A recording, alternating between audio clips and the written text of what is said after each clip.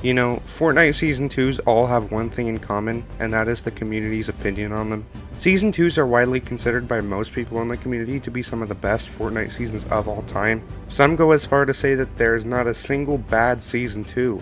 Even if they are not the best, they are still widely accepted as good, or above average at least. They usually introduce some very game-changing mechanics and always leave something for the community to crunch on for many seasons to come. Some of these things that Season 2s have introduced include the Battle Pass, mythic bosses and weapons, Zero Build, and much more. And coming to the latest edition of the category, Chapter 5 Season 2 Myths and Mortals, the question arises if this season lived up to the expectations, and if it comes close to its predecessors. Contrary to previous Season 2s, this season didn't add much that will be very influential to the future of the game. Despite that though, I still think it can be a good season if it comes with good changes. This season comes with many things I enjoy, as well as some flaws like any other season, and I would like to go over them. First off, I think the theming of the season is very amazing, honestly one of the better themes we have gotten in recent times. Greek mythology offers so many cool ideas, and Epic definitely pulled it off. I won't go too in depth looking at the Battle Pass, but I must say they definitely cooked hard. Zeus, Artemis, and Hades are definitely the best in this pass, and you know I will be using them in the future. As a Fortnite Festival connoisseur myself, the incorporation of instruments is very based, I can't lie. I do respect Epic Games for the surplus of orange edit styles. Whoever decided to do that has a great taste in color. I do have to say though, Korra being the secret skin was a terrible decision. They accidentally confirmed that Ares was originally supposed to be in the Battle Pass, but they changed it to Korra last minute. Overall, I would say this Battle Pass is peak, very good. Of course, there were multiple map changes this season, and holy crap, Fortnite cooked. We didn't get one biome, but two biomes. Two whole biomes. I don't know who at Epic made this decision, but they have my respect. The new Olympus biome is amazing, Mount Olympus is such a beautiful looking POI, and the loot there is just about on par with it. The new Olympus chests you find there are very rewarding most of the time, and can give you such a strong start to your matches. The Underworld biome was just as good, and I gotta say it is very visually appealing. The green water at the Underworld biome giving you dashes was a very cool idea, and it is such a nice addition. I do really enjoy the ambience music in these POIs as well. Epic always manages to nail the ambience.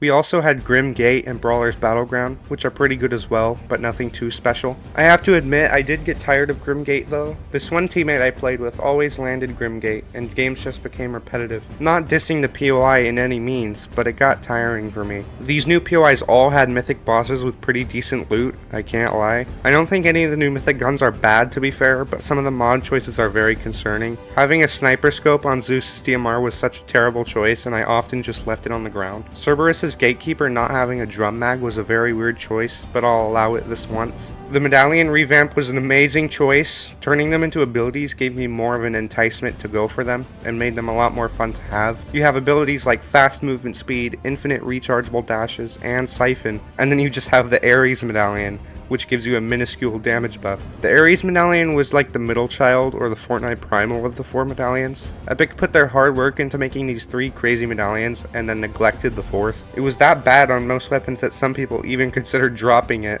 Since Zeus absolutely ruined the society, the vaults were left ransacked and the mod benches were relocated. They replaced them with these bunkers around the map. They randomly spawn and contain 3 guaranteed rare chests along with a mod bench. It's a pretty cool idea, I must say, but the problem is they only spawn in the middle of the match, so you can't really mod your weapons for a long time. It's not too big of a problem, but I think Epic should definitely improve the system in Season 3. Other than the map, the loot pool also plays a very large role in the season's reception by the community. A unique and diverse loot pool full of wacky items can really bring a season higher in the ranks, especially for me, and the Greek mythology theme brings so many interesting ideas to the table. I think Epic handled it perfectly, and I would like to go over them. Other than your average new guns such as the Warforged AR or the Gatekeeper shotgun, we also got a few great utility slash wacky items. The Thunderbolt of Zeus is very interesting, and as you can guess, it throws lightning bolts. While being wacky, it definitely isn't anything overpowered, and is quite balanced actually. It does pretty good damage to opponents, but makes you vulnerable while using it, making it pretty balanced. The Wings of Icarus are this season's new mobility item, and these things are extremely fun. As wings should, these allow you to fly in the air and get to places quickly. Similar to the Thunderbolt, it is given a cooldown and usage meter to prevent people from abusing it. The final goofy item we got was the Chains of Hades, and oh my goodness, these things are amazing. I would go as far to say this is one of the best items Epic has added in a long time. Whoever made this needs a raise as soon as possible. The day the chains get vaulted will be a very sad day, at least for me.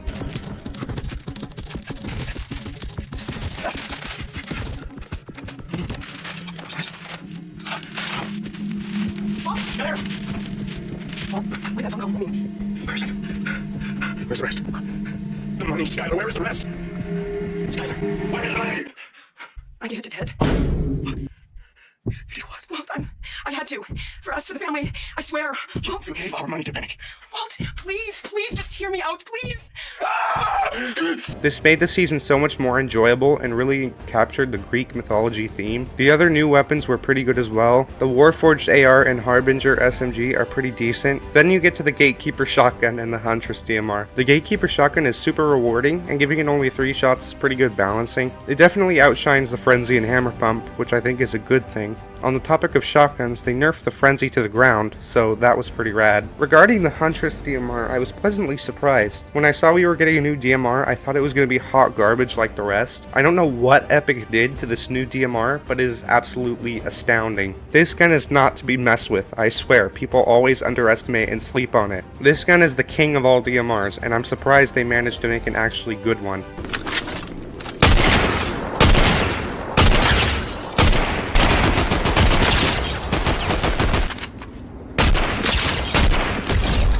The Chug Splash gun unvaulted, which is amazing, one of the best heals in the game. There were other items added to the season over time, most notably a water bending, which I will get to in a minute. The updates this season were very strong, I feel, and definitely added some spice to the game. We got a whole new spring event completely themed around Midas and gold. They did the unthinkable and actually brought back an LTM other than solid gold. They brought back Floor is Lava, one of the most beloved LTMs in Fortnite history, but turned the lava gold for Midas. They fittingly unvaulted the drum gun and the deagle, but updated them to comply with weapon attachments along with Midas's drum gun. They added the Chains of Hades as well this update, which I already spoke about. There were these mini shield bubbles and golden bananas. The bananas are like a quick use medkit, granting health over time. To be honest, I think this is the best update this season, and that says something considering that the others are also good. We got a small hotfix between this update and the next, releasing water bending for the Korra quests. At first I thought these were bad, but they turned out to be the most broken item in the game right now, and not exactly in a good way. Compared to other weapons, this thing is lethal because of its high damage and lack of bullet drop. After that update though, we got a full Avatar update to go along with Korra. Avatar the Last Airbender, not the one about the blue guys. Similar to the TMNT event from Season 1, we got a mini battle pass and 3 mythic bending scrolls. Fire, earth, and airbending. Unsimilar to the TMNT event though, the bending abilities were all different from each other instead of blatant reskins. Airbending served as the replacement for wings, acting as mobility, and pretty good mobility at that. It had absolutely 0 cooldown and allowed you to go over water, so good job I guess. Earthbending and firebending were pretty mid and only really served as a shield. Not much to say regarding them. Also, for absolutely no reason they removed the 3 Greek mythics for the whole event. Why are you the way that you are? Honestly, every time I try to do something fun or exciting, you make it not that way.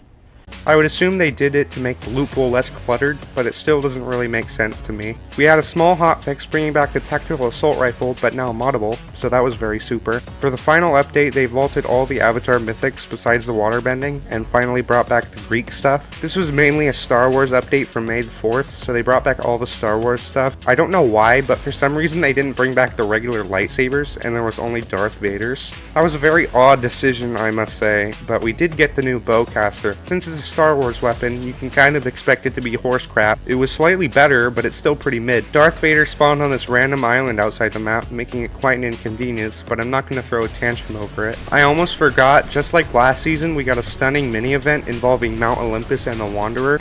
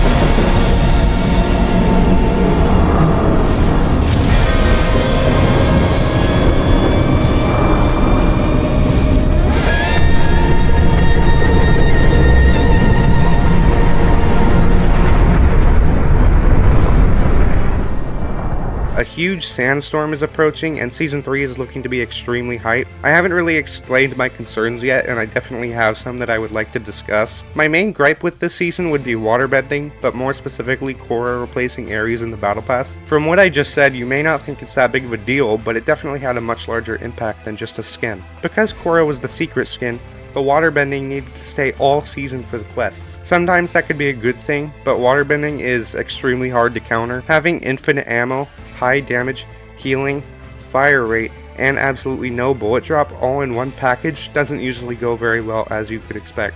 Perfectly balanced, as all things should be.